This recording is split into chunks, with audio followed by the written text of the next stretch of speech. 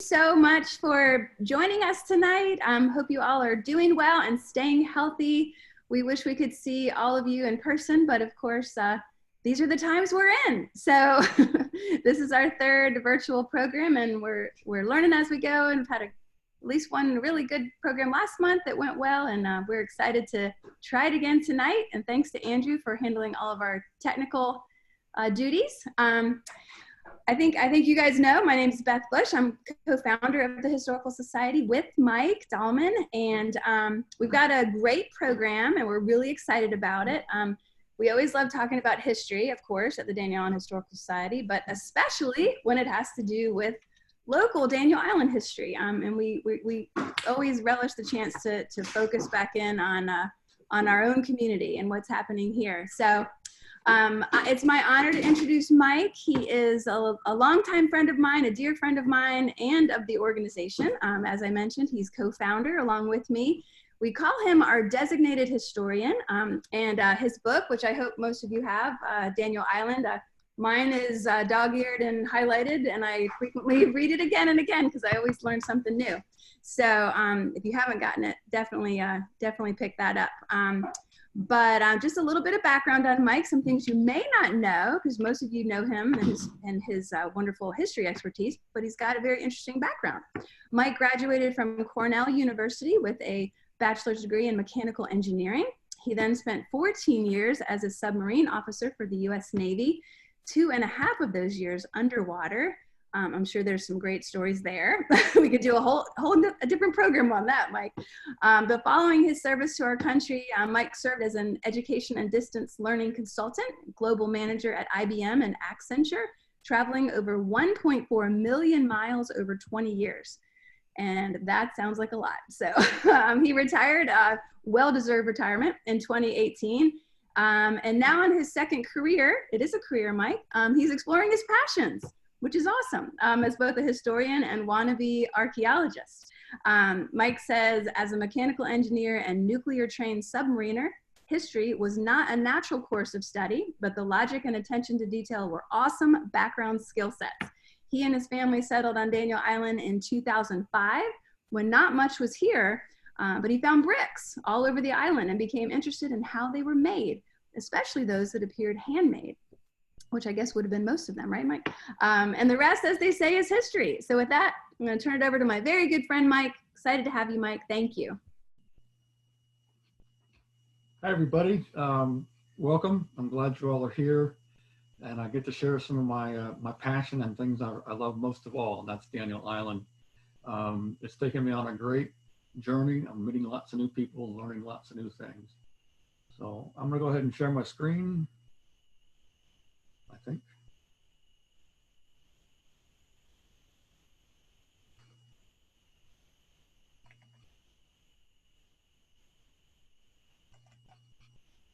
How's that?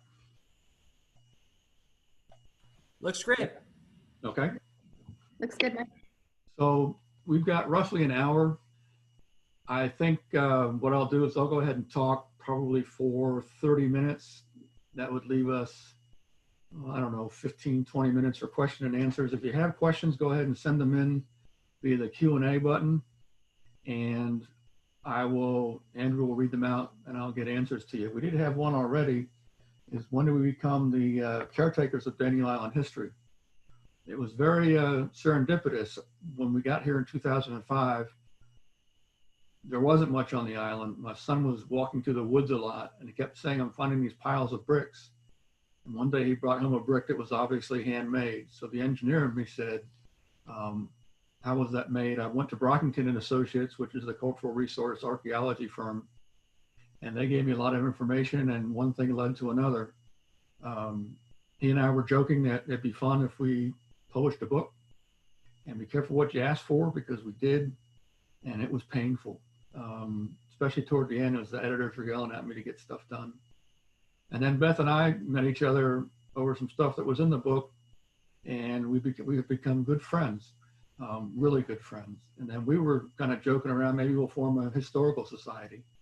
And again, be careful what you do, because we did. And there's a tremendous amount of effort by a lot of people to keep us going. Any other questions at this point? Okay. Well, there is Governor Robert Daniel himself. Now this is a pastel picture that was created by Henrietta Johnston in somewhere around 1710. She was the first woman artist in the United States, and she was the first person ever to use pastels to create images. She was the wife of the pastor of St. Michael's downtown, and he wasn't being paid, so this is a way for them to get extra money. Now, who was Robert Daniel? There's a lot of contention around where he came from, what his origins are. We have someone by the name of Ken Daniel who was doing a tremendous amount of research, and he found out that his father was a mariner working out of London and had a brother who sailed for the UK East India Company. And they wrote letters back and forth, and those letters are available. So Robert Daniel started off his life as a merchant mariner and eventually a ship captain. And his route took him from London to Barbados, to Charleston, and then back home to London. There's been some contention that says he actually came from Barbados. The island there was very overpopulated. There was no more land for anybody but the oldest son. And we've been able to trace that to say that was just, he came from Barbados when he'd come on a ship that had sailed from Barbados.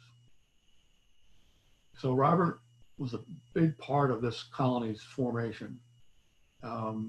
He was able to be part of repulsing the Spanish in the early 1700s. They'd come up to Fort Royal and were looking to basically cause havoc. And they went and sailed down. He had 3 ships, and they were ready to engage, and a hurricane came through, and that was called the Spanish Repulse. So they never engaged. The Spanish retired. And in fact, the colony from its foundings, they landed in Bulls Bay and then came down to Albemarle Point, just off of the city side. And they were attacked within 3 months by the Spanish. Again, they sent several ships up. We were able to repulse them with cannon fire and with a lot of native Indians who were supporting us. So the Spanish, who had a colony down in near Jacksonville, actually it's St. Augustine, didn't want the English settling along this coast. So again, very, very aggressive at trying to remove the colony. Now, Robert Daniel, when he did eventually settle here in the South Carolina colony, and that colony was granted to 8 proprietors who had been big supporters of King Charles II and his reascension to the throne. King Charles I was murdered basically by Oliver Cromwell during the English Civil War. And at the end of the war, Charles II came back to the throne, and rewarding those people who had supported him, he gave those 8 men all the land between Virginia and Florida from coast to coast. That was a monumental task to try to work on that. One of the proprietors was Lord Ashley Cooper, and he was able to get people up and running and started the colony. So quickly, where does the name Daniel come from in the island? Originally, it was called Etowah Island, and that was the name of the Indian tribe that was located here. The archaeologists believe from the relics that they have found that there were people on Daniel Island as early as 8,000 BC. And they confirmed that with some of the work they're doing now on the Captain's Island. So the Etowah were on the island when the English arrived. The Etowah, actually, most of the tribes in this area were very friendly. Hobcaw, Wando, Siwi, Edisto, common names to us, but they're all Indian tribes. And they helped them live through the first couple of years, because most colonies didn't do well those first couple of years. But the Etowah then, after about 10 years with the English being on the island, decided to leave, probably because it was hard to live near the English settlers. They said, we'll give you Daniel Island, and they continued up the Wando River eventually settling near Goose Creek. Today, there are still distant descendants of the Etowah at Goose Creek.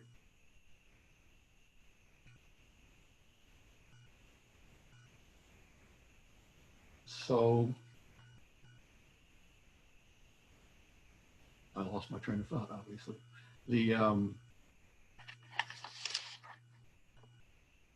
What was proprietary government like? It basically, again, under these 8 proprietors, they were there to make money. This wasn't a royal colony. These 8 men owned all this land. They put the money in to set up the colony, and they expected a return. They expected raw materials to be sent to England to be processed and for the colony to buy finished goods. Well, it didn't work out that way. And in fact, the colony was exporting goods right now that earned them money. Daniel Island, throughout its history, had several ways of making money. And in fact, all the reincarnations or incarnations of Daniel Island were all about how to make money from the land. So the initial things they were doing was timber. There were huge stands of long needle pine, white and yellow pine. And those were excellent things to make ship spars because they were big and straight, make ships themselves, make lumber for ships.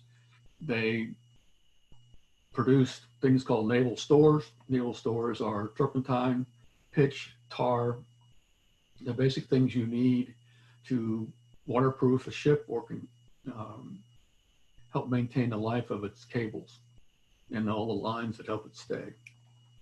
So all those things are being exported. To Barbados, they sent meat, and to the north, they also sent meat. So cattle raising or cattle husbandry was a big item throughout Daniel Island's history. From then up until Mr. Guggenheim left, died in 1971, there were always cattle on this island. So from that perspective, trade was good. Proprietors, again, were not happy. So they tried to put out something called the Fundamental Constitutions, basically a set of rules and regulations that would govern the colony and make sure that the proprietors got their money. The one very important thing, and John Locke, the philosopher, worked on this, was that people would have the freedom to worship as they wanted, that there be no forcing the Church of England upon them. And that worked well unless you're a Roman Catholic. And because of the historical hostilities between France and England and the religions, Catholicism did not take root here for probably another 200 years.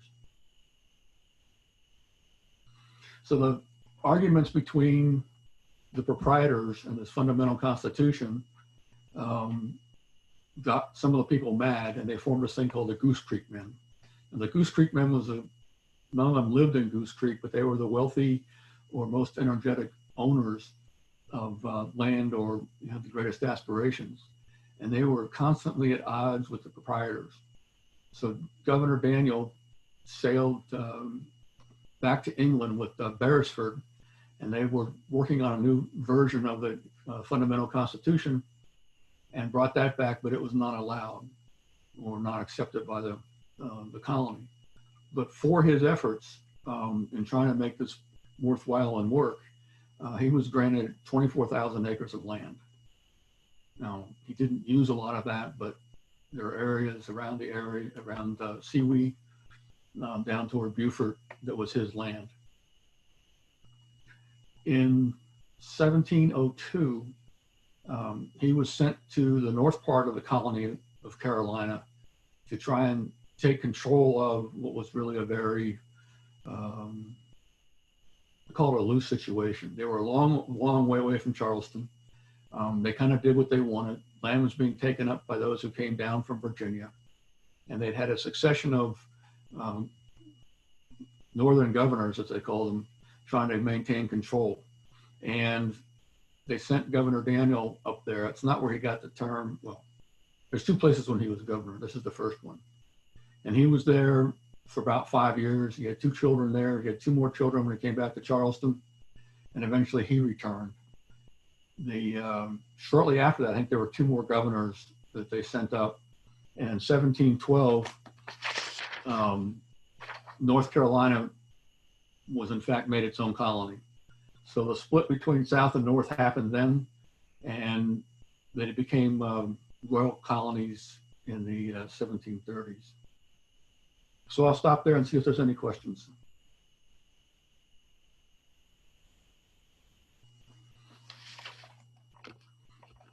Okay, some other interesting things. Now, this is a 1784 plat. A plat is a document that shows land ownership. This is where his settlement was. So in 1784, this says basically Governor Daniel's settlement remnants, or remnants of the settlement. And so this is where we have some pictures of what it looked like before. The archaeologists have just finished up a recovery effort there, and it'll take them about 9 or 10 months to produce that report. This is what we were thinking was the foundation to his home. And as you can see, lots of overgrowth on it. The archaeologists pulled all this off and are basically analyzing to see what they had. These are some things that I found on this pile over here. When they made a house or a dwelling, they didn't have dryboard like we do. They basically coated the walls with a lime or almost a cement.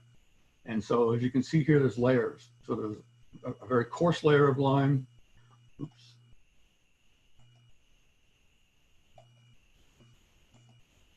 Very coarse layer of lime, and then a finer layer of lime.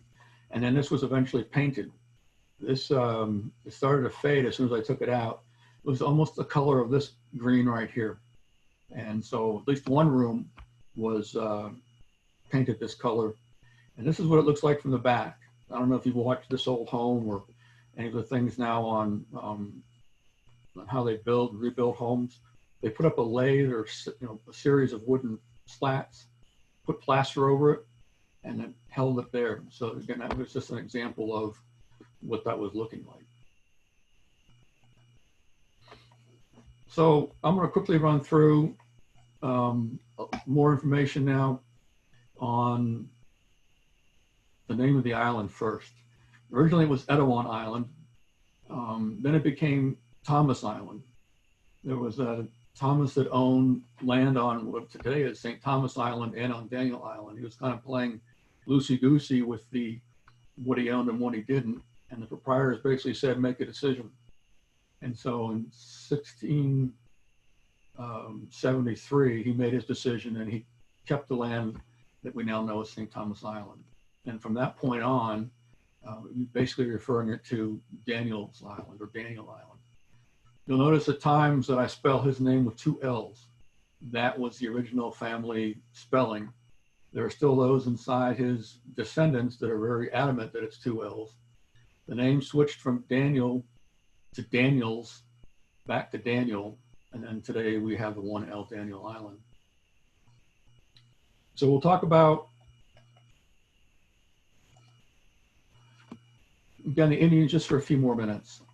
This is a 1764 map that shows basically the settlers that were around at that time. So this is Daniel Island here, Barrowford's Creek. And I've tried to show where, it also shows where the Indians are, Native American tribes. The Sampa, who I don't know what they became, the Wando Indian, the Sioux were the Siwis. And here on Daniel Island, you see the Itawan, which is the old spelling of Etowah. So we know they were here in 1694. Here's where Governor Daniel's house was. And then this is where Captain's Island is today. And we'll talk about that because there seems to be a lot of interest about that. So as they've done archaeology here on the island, these are all the sites, and it's hard to see. The Daniel Island outline is here. This actually came out of the report that they did on Captain's Island. And what they're showing is every place they found Indian artifacts. And they use little circles to show the age of various artifacts that they found. It's a fascinating way that they are able to look at items. And you'll notice that one of those efforts on Captain's Island really goes back to 8,000 BC. If you understand what those dates there, you just have to trust me. At 8,000 BC, they're finding pottery shards and remnants. So in 2004, they uncovered this as they were trying to build some more houses. And once somebody uncovered a little bit, they realized what it was. Now the Indians, from 8,000 BC, probably almost up until 200 BC, lived a nomadic life. They tended to come to the islands during good weather because they had shellfish, they had fish, they had oysters, and they basically could eat well by taking advantage of the local foods that were available. They built circular huts. They tended not to stay here much past August, probably even July, because of the hurricanes, they knew. And after they left Daniel Island, they basically made their way north and continued to forage in the forest. Toward the later part of, into 200 BC and forward, they started developing more permanent residences. They were planting corn. They were having able to get food and food stock. They did a lot of hunting of deer, and they tended to make these square buildings. So each one of these is a post hole. These would have been fire pits. And they started to live a much less nomadic life. One of the things they did uncover was an Indian skeleton. They dated this to about 1550. They brought the Catawba tribe down from the north, and they reinterred him in accordance with their customs and traditions. He was reinterred on the island. I don't know where he is. I'm assuming it's a he. Okay, now let's look at some more things. I'll leave our famous governor up as we talk through. The proprietary period, the ones that were under the effects of those who were given that land by Charles II, he had died by this point. Governor Daniel himself died in 1719, and it was a time when the proprietary ruling or rulership had become just untenable for the Carolina colonists. So they petitioned the king, and they became a royal colony. And what that meant was they were no longer under the rule of 8 men. They were basically working for the crown. Then we call that the colonial period. And that period runs from 1720 until the Revolutionary War. Now, again, what kind of things were going on? We talked a little bit about the naval stores. The other things they were doing was they were growing rice. Now, Daniel Island is not one of those places where you have the huge tidal rice fields like you see further up the rivers. But there was fresh water here, and they dammed it up, and they basically grew what was called upland rice. And that rice grew in smaller quantities than obviously the big tidal rice fields, but there's still enough to export, still enough to make money.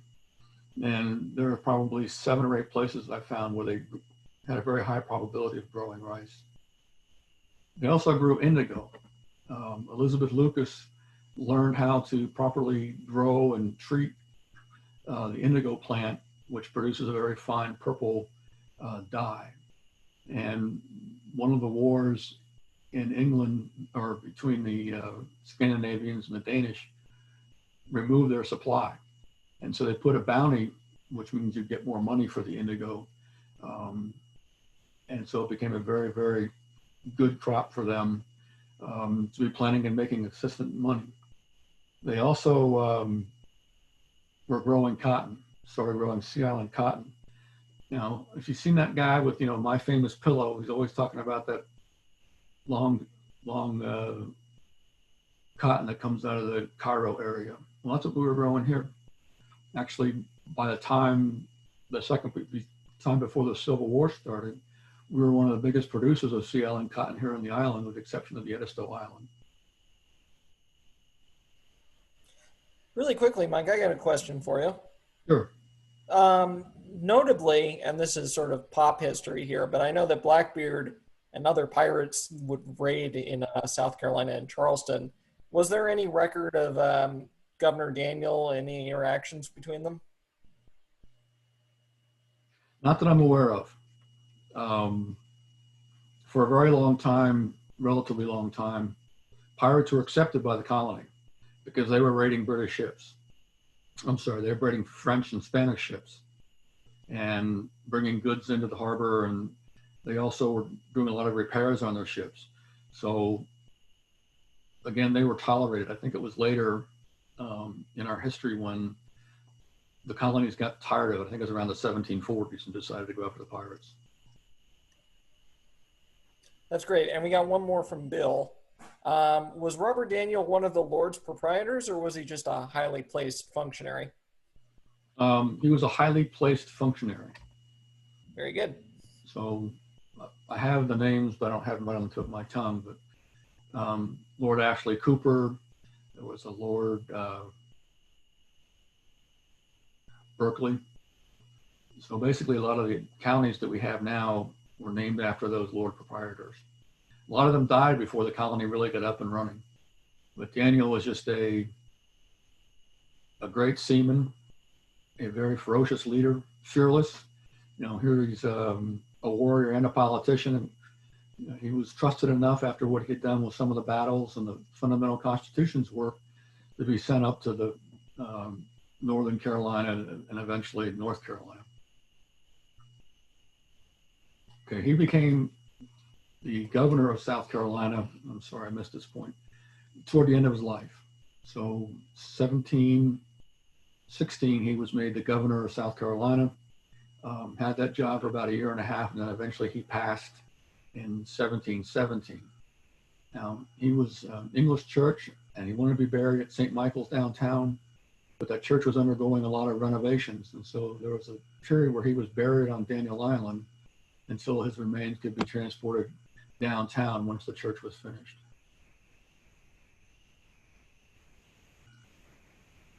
During the colonial period also, great innovations started taking place. That's when we had the cotton gin come in that made it affordable to produce cotton. Before that, all the seeds and things had to be pulled out by hand. During this period also was the War of 1812. Basically, the British started raiding American ships, taking sailors off so that they could put them on British ships because there was a great shortage of people to be sailors, probably by all nations. During that time, Jefferson commissioned the building of 10 gunboats. These were about 110-foot boats, not very wide. They had one cannon up front. And a man named Pritchard was awarded the contract to build a gunboat, and they called it gunboat number 9. So if you're familiar with some of the road names, actually all of our roads are named after significant historical figures or facts. Gunboat number 9 sailed from Charleston over to the Mediterranean and basically protected U.S. shipping from the Barbary pirates. Another larger ship that he built was the John Adams. It wasn't in Charleston. That basically was across the river at the Hobcaw shipyard. He had a ship. One more from Bill, if you got a sec. It's is the current incarnation of Daniel Island as we know it the first time there was a significant population on the island, you know, aside from the Etowah peoples, as opposed to just farming and cattle raising?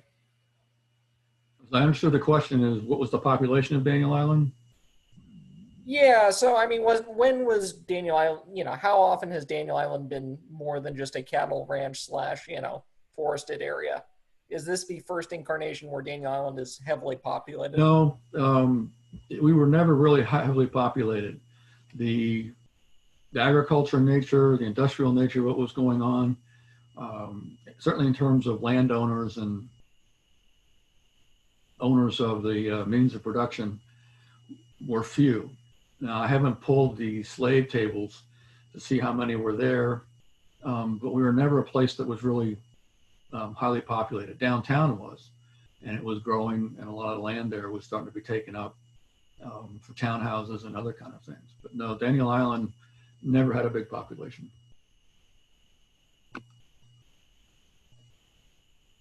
Okay, we'll move on to the Revolutionary War very quickly. The Revolutionary War, if you know your history a little bit, in 1776, they tried to come down to the harbor. Fort Moultrie basically was able to withstand the punishment. And it wasn't until 1780 that the British tried again. They came up from Edisto to lay siege to the city. Now, Daniel Island was a very key part of travel to and from the city. If you left the city and you stayed on the other side of the Cooper, you had to go pretty far north to be able to come back down to the central area, which was Daniel Island. And a road that was on that 1784 plat was called Scott's Ferry Road. And that ferry basically existed from, I don't have an absolute date, but probably very early on, I would say certainly by 1715, 1720. And that ferry allowed them to go from Daniel Island over to the mainland of the city. It allowed access to the up part of the state without having to go way up either on the Cooper or come across the harbor to Mount Pleasant. That road became very valuable. That road was used by the British once they captured the island to move men and equipment from Charleston up through Daniel Island and into the local areas to the north as they went foraging. They also used it to attack British forces and sought out Francis Marion, although obviously not successful. So from that perspective, much more so than any other point in time, including the Civil War, Daniel Island played a significant role in what was going on. The British actually garrisoned troops on Daniel Island to make sure that they had a constant ability to leave the city and go out and go foraging. If you remember the movie with Tarleton, I forget the name of the movie. I'll skip that.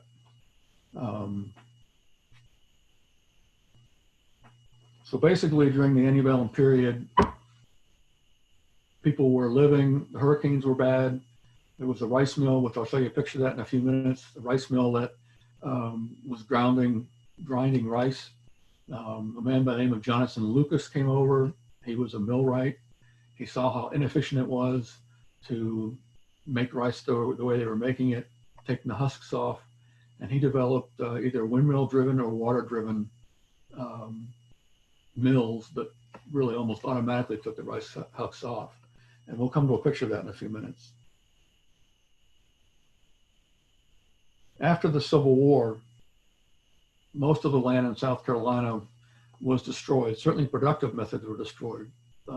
All these things, the bricks, the rice, anything that really of importance, buildings, ships, had all been done by slave labor. And now there was no more slave labor. And so most of the people who had businesses or making a lot of money in the old system fell into a place where a lot of their lands, they went bankrupt. So a lot of their lands were being sold. And a man by the name of George Cunningham picked up, and he was a mayor of Charleston for 4 years. He's been highly successful butcher and meat purveyor downtown, picked up almost all the land on Daniel Island. And in that land, the bottom 2/3 of the island, he continued to basically have huge cattle production, again, cattle being a mainstay of Daniel Island's efforts throughout its history.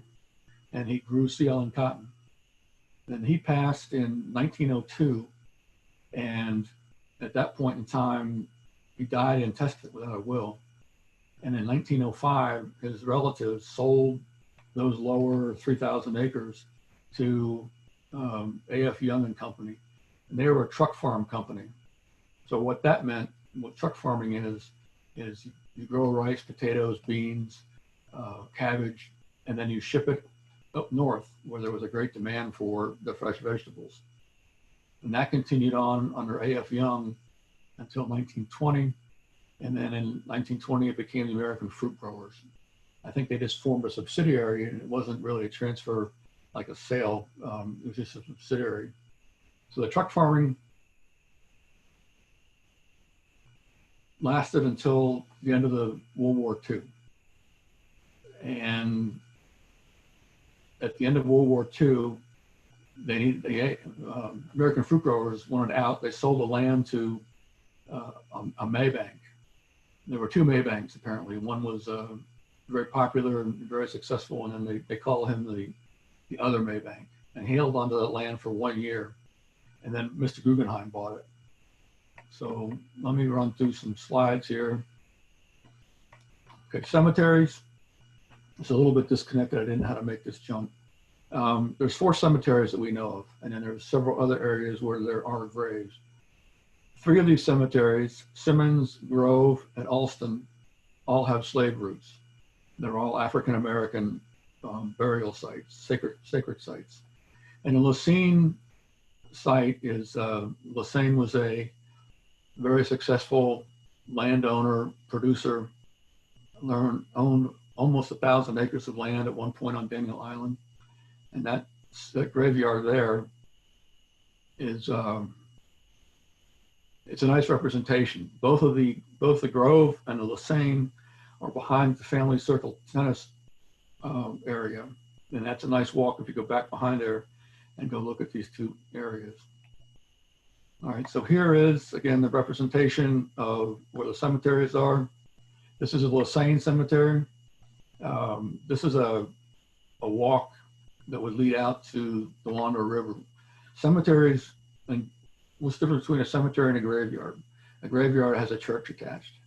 So all these cemeteries were located along the edges of the islands so that people could visit their relatives, deceased relatives, by ship.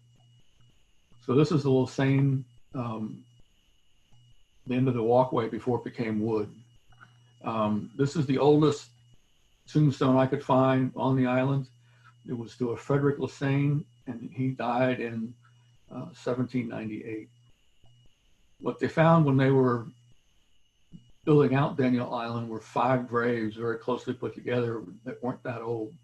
And they gathered the bones from those 5 graves and reinterred them. Lost my track. Reinterred them in one spot near the Lacine Cemetery, and that's the common head marker for them. The Lacine family put this marker up in honor of their family's relatives and history. When you're walking along that path, you'll see this, and the graveyard's behind them back there. This is one of the Black American, he was a Black man who fought for the North during the Civil War. We have several veterans on the island. 2 are fought for the Confederate side, and then the others fought in World War I and World War II. And they were all people of color. Okay, the next piece that happens is Guggenheim. Mr. Guggenheim had a very spectacular career in and of his own. He'd been the ambassador to Cuba right before Cuba became communist. The Guggenheim money had come out of the Kennecott copper mines in South America. He was a World War I and World War II naval aviator and developed a lifelong passion for aviation. So here he is taking over a New Jersey military air force, military airport. This is Senator McCain's father, and he was basically a 3-star admiral in charge of naval air, congratulating Mr. Guggenheim on taking command of that airstrip. Here he is on one of the aircraft carriers in the Pacific during World War II. He was involved in one battle, so he was able to wear the campaign medal for that time. This is a picture that shows him with Goddard and Lindbergh. Guggenheim was very, very interested in civil aviation. What happened after the First World War is planes were flying out of the sky. And if those civilian aircraft were going to make a go of it, they had to be made safer. So they formed this organization here funded by his father to basically look at the engineering structures, set up engineering schools to make air travel safer. And this is up in New York, on Long Island where Mr. Guggenheim had an estate. And this is Charles Lindbergh, and I'm going to forget his name. I'll come back to it. But again, all aviation experts. Now, I want to show you quickly two things on this. How did Daniel Island change? So you look at the shape of the island here. Again, this is 1947. Guggenheim bought the lower 2/3 in 46 from Maybank. And then in 55, he bought the upper third. That's belonged to a family by the name of Furman. And if we talk about Captain's Island, it's this area right here, but we'll have better pictures of that. So he basically had incorporated all of that. This is not too long before the Daniel Island Company came in and started changing things. You can see if you look at various pictures, there's not a lot of activity going on. It's all sharecropping.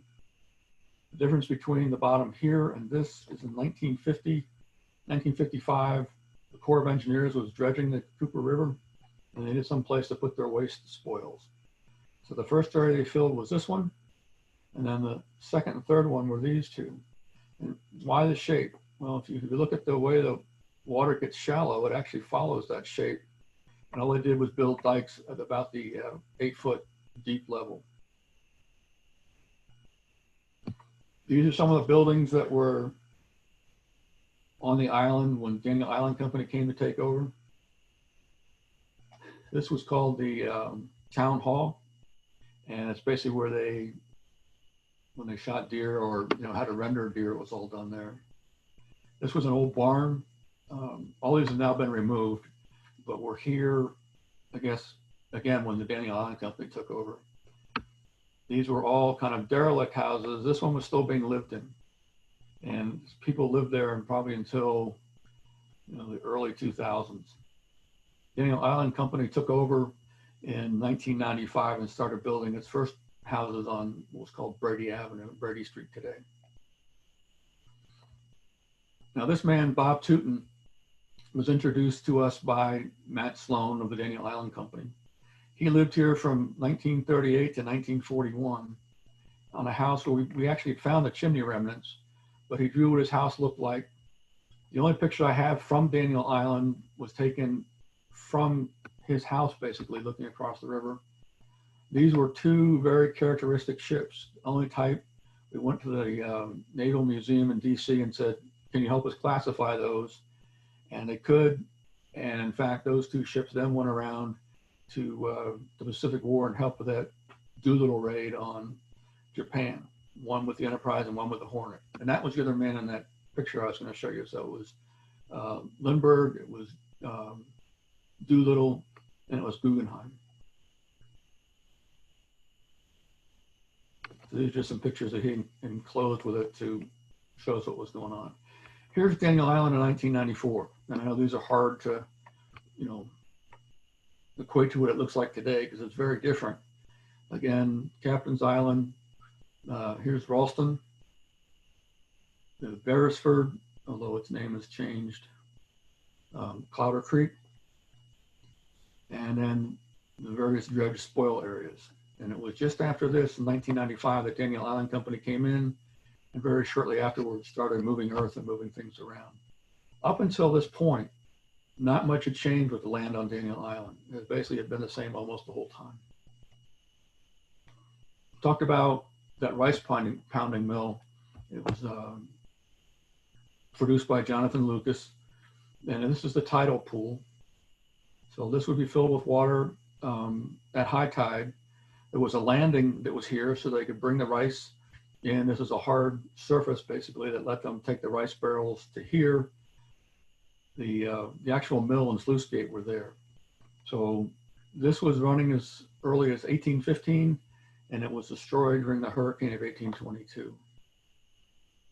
And this is, I'm going to try and orient it. This is all where those houses that have docks are.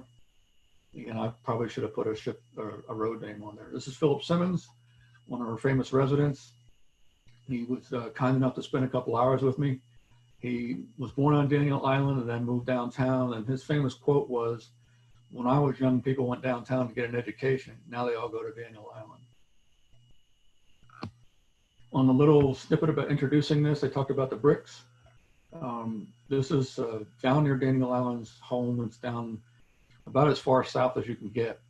And at low tide, that place is just covered with brick.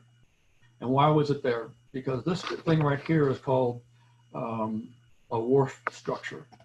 So they didn't have piers like we do today. They basically would tie their ship up at the end and in a Lincoln log kind of way, fill these voids up with brick. So it's very stable as this area gets, overwashed, and these are palmetto logs as they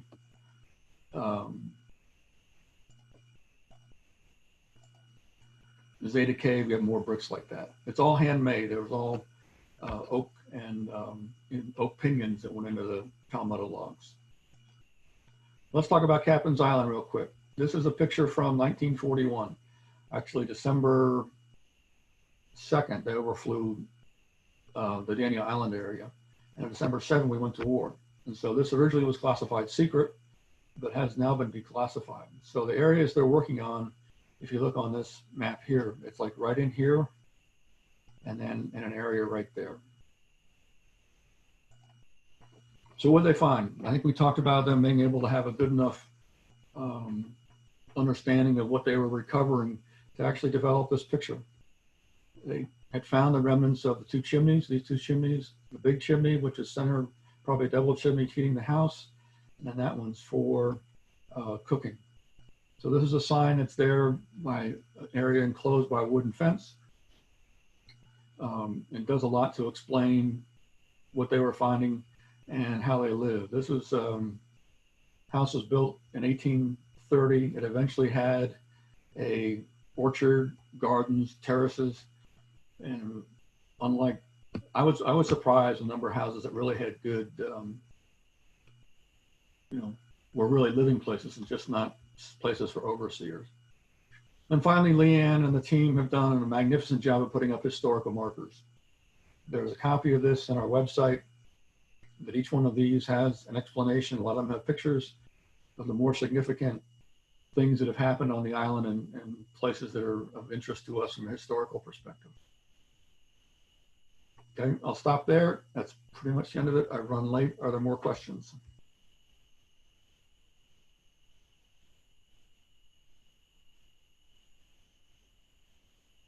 Hey, Mike, this is Beth. Can you hear me? I can hear you. Okay. I would love to know more about what you've learned about Captain's Island. If you have a minute to share that. I know you got to read a very interesting report that was released to you recently. Is there anything more you can tell us about it?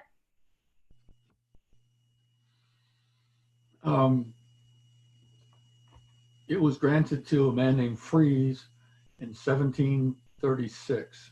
Until that time, it had not been lived on or taken up. Part of the reason for that was it wasn't by these areas here, how much has changed. So at one point, this was a 300-acre island that went up all the way along. Am I still sharing? Yeah. Yeah. Okay. Over time, the sea level has risen almost 4 feet. It's been rising at a foot every 100 years, and now it's rising 3 feet every 100 years. So a lot of this land here was things you can see in the shadow was land. And so there were numerous tradings of basically land being sold and land being purchased. But this became eventually part of the plantation of Fordham. And his father up there, actually in this area here, had a plantation house, a seat, and he had a shipyard here, a small shipyard. And they're thinking that in this area, there was a small shipyard as well. What they uncovered was, again, what they do is they look at what they see on top of the ground. They do surveys, they do intense surveys. And then when they want to basically develop the area, they do what's called a recovery. So they have gone through, gotten all the information they think, and now all of that's going to be opened up for development. Hey, we've got another question. This one is from Carl. Thank you, Mike. Can you share some additional information about Isaac Lesney, including the debate about how to pronounce Lesney? I pronounce it Lesane.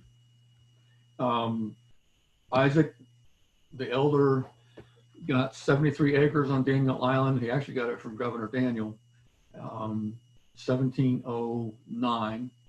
It was located, I don't have a good map here.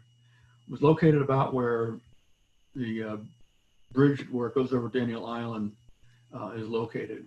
He eventually, and his sons almost owned 1,000 acres by the time they started selling it off. So basically from 1709 up until, I want to say 1860, they owned a significant part of the island.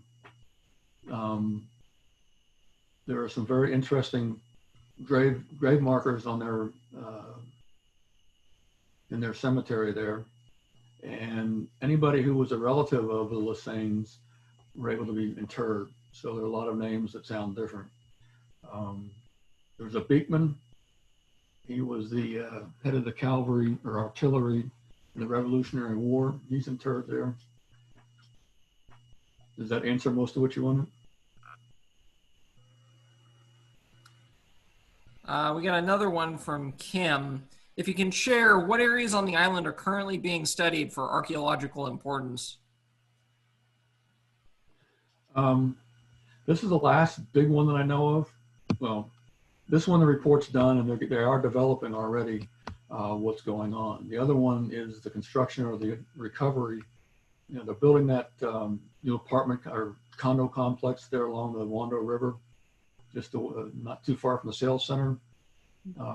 That's where Daniel's house was located. So they've just done a very active recovery effort there. And I'm not aware of any other sites that are currently under development. Now there's more land at Daniel Island. The Daniel Island Development Company is going to be putting up for development. I know there's some areas when they go and do that, there's going to be recovery actions that are going to have to be taken. But as of right now, nothing is active.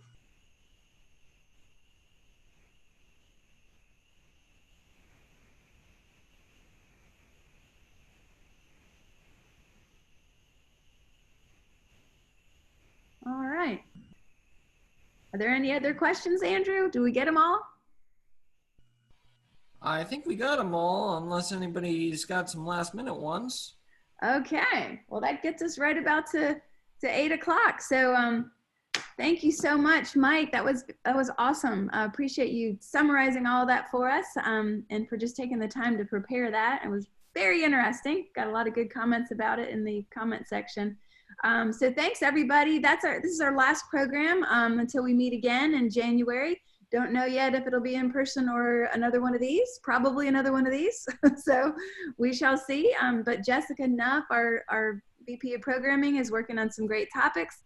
She's given me a couple teasers, possibly the 1780 siege of Charleston, maybe something on piracy and prohibition in Berkeley County.